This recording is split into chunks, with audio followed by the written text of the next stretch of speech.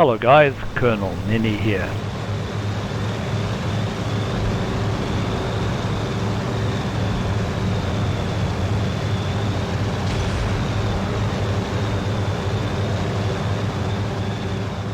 When it comes to bombing stuff, you want to get as much bang for your buck as possible.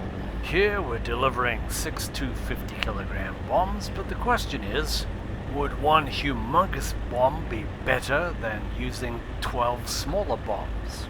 The answer is that it depends on the target. Is it a hard or soft target? Is it a densely packed target? Are the targets lined up in a row, like a convoy or a train? In this video we're going to look at different ordnance and its effect on the different kinds of targets, so you can choose the right bomb for the job. For us as pilots, we're basically the end users in this tactical game. Decisions are made at a far higher strategic level to select primary and secondary targets, based on the overall objectives and strategies of the ground war going on. And then it all comes down to logistics. How many aircraft do we have available? How many air crews? And finally, what is the availability of the ordnance or bomb loads that we're going to require to hit these targets? There are several steps that the strategic commanders go through, and although this example is a modern system, they still use the same kind of thinking back in World War II. What's the overall objective?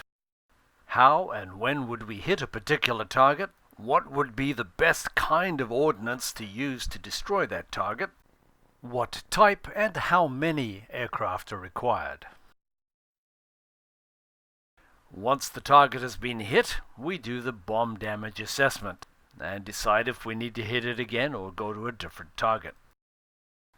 For every single aircrew that was up there, there were dozens of people on the ground assessing the damage and assessing the next targets, to make the most efficient use of air crews, aircraft, and the available ordnance. So before you choose what bombs to take for the mission, you need to understand their basic destructive power. When a bomb detonates, there are two types of destructive forces at play: basic shrapnel and blast. It's the blast wave that actually does the most damage. Explosions are all about air pressure. One can easily imagine the eggheads as they worked away with their slide rules to figure out what would be the minimum amount of ordnance necessary to destroy the objective. A bomb wasted could be a life wasted.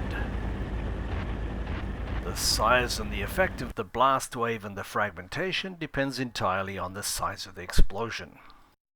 Here's the crater left by a hand grenade, and here's a crater left by a 250 kilo bomb. Note the lack of blast damage to the crops. The blast wave went up, not horizontal. So in the game we have hard targets and soft targets. Hard targets are things like tanks, revetments, bunkers, and buildings. And soft targets are just about everything else. Alrighty then, now it's time to look at the practical aspects of weapons delivery.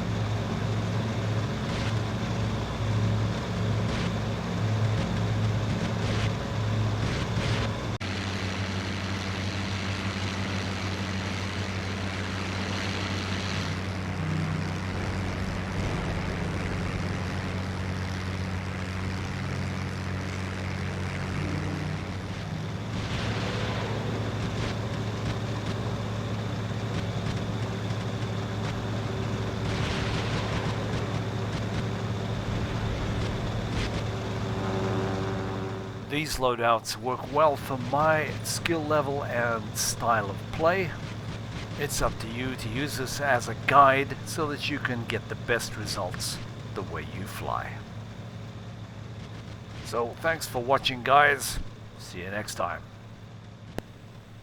As always, if you've enjoyed this video, found it helpful, please like it or subscribe. Or if there's another topic you'd like me to cover, please leave a comment. Thank you, guys.